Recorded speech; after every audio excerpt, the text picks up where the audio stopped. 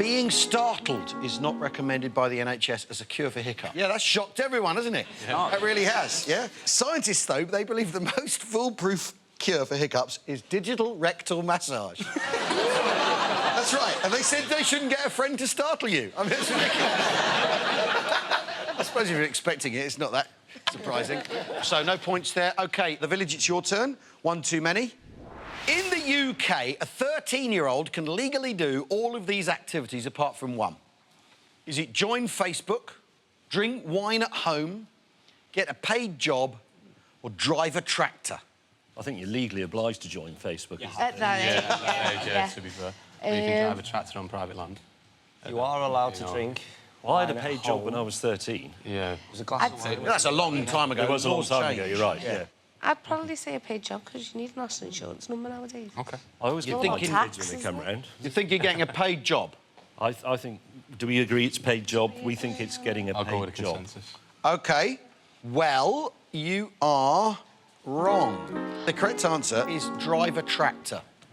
Really? Yeah. That's right, yeah. A 13-year-old can do all of those things apart from drive a tractor. James, you must have driven some tractors in your time. Well, I drove a tractor when I was 15, so I'll have to hand myself in.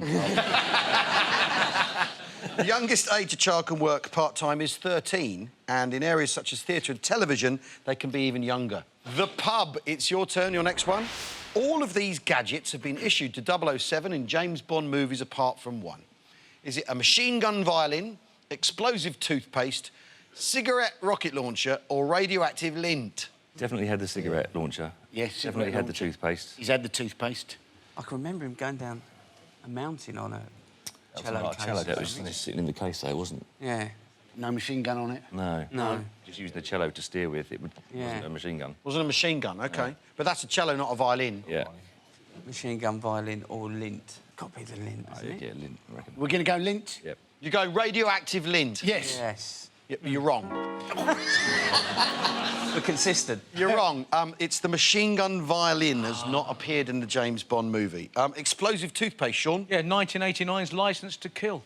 In You Only Live Twice, Blofeld allows Bond to smoke one last cigarette, which is a rocket launcher. Radioactive lint, that's from one of Her Majesty's Secret Service.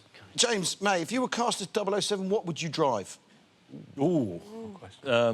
Yeah, well, I'm supposed to be patriotic and say Aston Martin, because that's what he's been doing for a long time, but would say possibly Ferrari, but Ferraris are driven by blokes my sort of age who are simply worried that girls don't find them interesting anymore, which is why I've got one.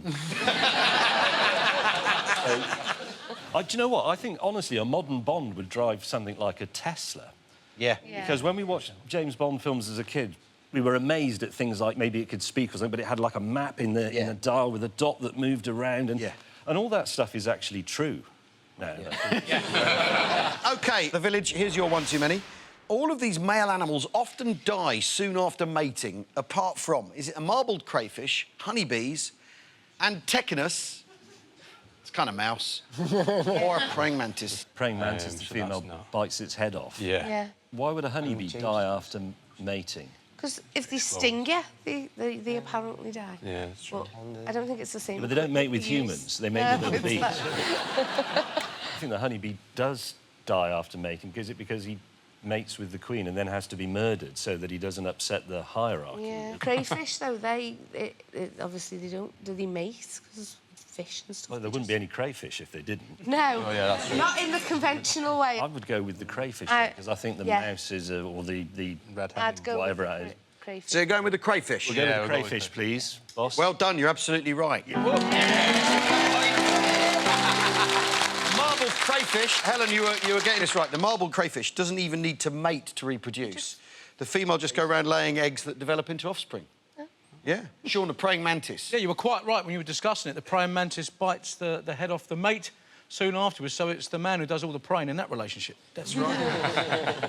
Males make up to 60% of the female diet during the mating season. The actual sex act between the male and female praying mantis lasts a fraction of a second.